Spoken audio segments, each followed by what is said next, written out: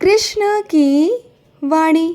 बच्चे, तुम्हें ऐसा लगता है ना कि सब कुछ बिखर चुका है मेरे बच्चे, सब कुछ बिखर चुका है तुम्हारी नज़रों में, तुम्हारी सोच में, तुम्हारे विचारों में, तुम्हारे हिसाब से तुम्हें लगता है कि सब कुछ बिखर चुका है।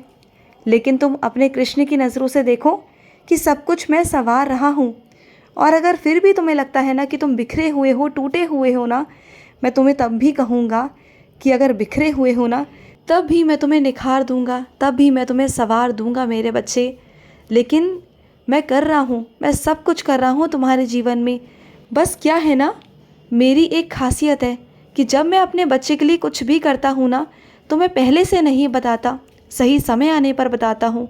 बस उस सही समय का तुम इंतज़ार करो, क्योंकि जब वो सही समय आएगा ना, तो मैं तुम्हें सब कुछ बता दूँगा, बता क्या दूँगा, तुम्हें दिखा दूँगा, सब कुछ दिखा दूँगा कि तुम्हारे लिए मैं क्या क्या कर रहा हूँ मेरे बच्चे, और क्या क्या किया है। प्रत्यक्ष रूप से तुम्हें दिखा भी दूँगा, तुम देख लेना उस दिन, जिस दिन दिखाऊँगा ना, देख लेना। और सुनो, डरो मत। आगे अगर मौके मिल रहे हैं ना, तो उन्हें लेने से डरो बिल्कुल भी मत। तुम्हें ऐसा लग रहा है कि ये मौके नए हैं, कैसे करोगे, कैसे कर पाओगे, इतनी सारी जिम्मेदारियां पहले से हैं, इन जिम्मेदारियों को कैसे निभा पाओगे, कैसे कर पाओगे। तो सुनो मेरी बात, जो मौके अब तुम्हें मिल रहे हैं ना, ये मौके ऐसे मौके हैं कि जीवन में फिर तुम्हें किसी चीज़ की, किसी पर भी निर्भर होने की ज़रूरत नहीं पड़ेगी, कुछ करने की ज़रूरत नहीं पड़ेगी, क्योंकि ये ऐसे मौके हैं कि तुम सब कुछ संवार लोगे अपना, सब कुछ बिखरा हुआ सिमट जाएगा, सब कुछ। ये तुम पर है मेरे बच्चे कि तुम मौके से डरो या फिर मौके को लो, ये तुम पर है। तुम देखो ना मेरे बच्चे कि अगर मैं तुम्हें दे रहा हूँ मौका, तो कुछ सोच समझ कर दे रहा हूँ ना, उन मौक़ों को ले लो मेरे बच्चे।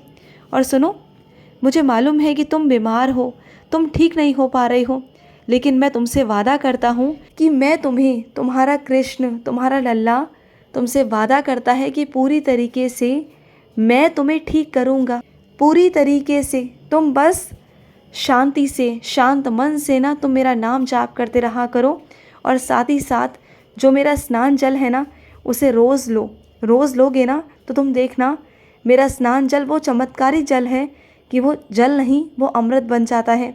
जब तुम उस अमृत को अपने अंदर पियोगे ना, उस अमृत को ग्रहण करोगे ना, तो जैसे जैसे वो तुम्हारे अंदर अमृत जाएगा ना मेरे नाम के साथ, तुम्हारी धीरे धीरे बीमारी भी ख़त्म होती चली जाएगी। तुम देख लेना, डॉक्टरों ने हाथ खड़े कर दिए हैं ना कि वो कुछ नहीं कर सकते, तो तुम देखना कि मैं कैसे उस बीमारी को ख़त्म करूँगा, वो भी जड़ से। जड़ से वो बीमारी ख़त्म हो जाएगी। चाहे डॉक्टरों ने मना कर दिया हो, चाहे कुछ भी हो, चाहे कैसा भी हो, कितनी भी खतरनाक बीमारी क्यों ना हो, तुम्हारे कृष्ण से बड़ा कुछ नहीं है, तुम्हारे कृष्ण के आशीर्वाद से बड़ा कुछ नहीं है। यकीन मानो तो सब कुछ है, यकीन मानो तो वो अमृत है, और ना मानो तो वो एक साधारण पानी है, जल है, और कुछ भी नहीं है। तो ये तुम पर है मेरे बच्चे कि तुम क्या चाहते हो, क्या करना चाहते हो। और सुनो, किसी पर भी हावी मत होना, कभी मत होना। अगर कोई नीचा है ना, अगर कोई गरीब है ना मेरे बच्चे, तो किसी पर हावी मत होना। हावी उन पर होना जो तुम्हें नीचा दिखाने की कोशिश कर रहे हो, जो तुम्हें दबाने की कोशिश कर रहे हो। हावी भी हर किसी पर नहीं हुआ जाता मेरे बच्चे। अगर कोई नीचा है, कोई निम्न स्तर पर है ना, तो उसे अपना गुस्सा, डर, ये सब मत दिखाओ, ये गलत है। अपना दबाव मत दिखाओ, बिल्कुल नहीं। अपना अहंकार, अपनी चीज़ें, ये सब त्याग दो मेरे बच्चे, त्याग दो। और सुनो मेरे बच्चे, किसी और के कपड़े लेकर मत पहना करो, किसी और के कपड़े लेकर पहनना सही नहीं है तुम्हारे लिए। इससे घर में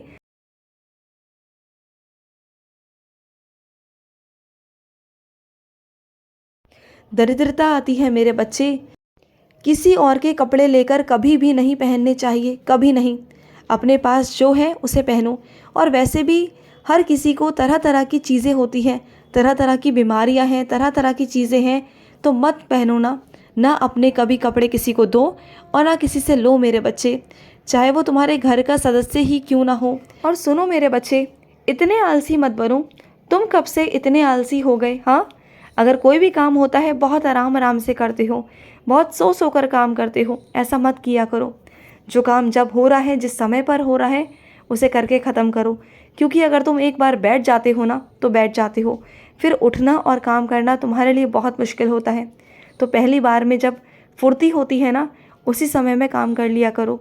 और मेरे कुछ बच्चे ऐसे हैं जिनसे स्वास्थ्य के कारण काम नहीं हो पाता, उनकी तबीयत ठीक नहीं रहती तो उनसे काम नहीं हो पाता। तो सुनो मेरे बच्चे, तुमसे अगर काम नहीं हो पाता ना तो थोड़ा थोड़ा कर कर करो, थोड़ा वक्त लेकर करो, लेकिन करो। अपने शरीर को बैठने मत दो। अगर तुम्हारा शरीर बैठना शुरू हो गया ना एक बार को, तो फिर वो कभी काम नहीं कर पाएगा, वो आलसी हो जाएगा। और अपने शरीर को कभी आलसी मत बनाना, बिल्कुल भी नहीं। और सुनो, तुम्हें ऐसा क्यों लगता है कि तुम सक्षम नहीं हो कुछ भी करने के लिए? तुम पूरे सक्षम हो मेरे बच्चे। और ये तुम्हारा मन का वहम है, भ्रम है कि तुम कुछ नहीं कर सकते। ये तुम्हारे मन का वहम है, भ्रम है। इस वहम को, इस भ्रम को तोड़ दो। मैं तुम्हें याद दिला दूं मेरे बच्चे कि हर जगह मैं मौजूद हूँ और तुम्हारी मंजिल तक पहुँचाने के लिए मैं चल रहा हूँ तुम्हारे साथ साथ। लेकिन तुम भी तो चलो ना, एक जगह पर बैठो मत। और तुम मेरी ताकत का अंदाज़ा नहीं लगा सकते, बिल्कुल नहीं लगा सकते। जब मैं करने पर आया ना तो मैं इतना कर दूंगा, इतना कर दूंगा ना कि तुम संभाल भी नहीं पाओगे और तुम्हारी आंखें खुद देखती रह जाएंगी ये कैसे हो गया, क्या हो गया, बस तुम देखते जाओ। और सुनो, परिवर्तन जो आ रहे हैं ना जीवन में, वो तुम्हारे बेहतर के लिए आ रहे हैं, तुम्हारे बेहतरीन के लिए आ रहे हैं। तो उससे घबरा क्यों रहे हो, डर क्यों रहे हो? परिवर्तन से कभी घबराना नहीं चाहिए, परिवर्तन से कभी डरना भी नहीं चाहिए। परिवर्तन का स्वागत करो। जो भी परिवर्तन तुम्हारे ज़िंदगी में होने जा रहे हैं ना, जो भी बदलाव तुम्हारी ज़िंदगी में हो रहे हैं, उन्हें स्वागत करो मेरे बच्चे, उनका स्वागत करो। क्योंकि परिवर्तन अच्छे होते हैं। तुम्हें अभी नहीं समझ में आ रहा, लेकिन परिवर्तन बहुत बहुत अच्छे हैं।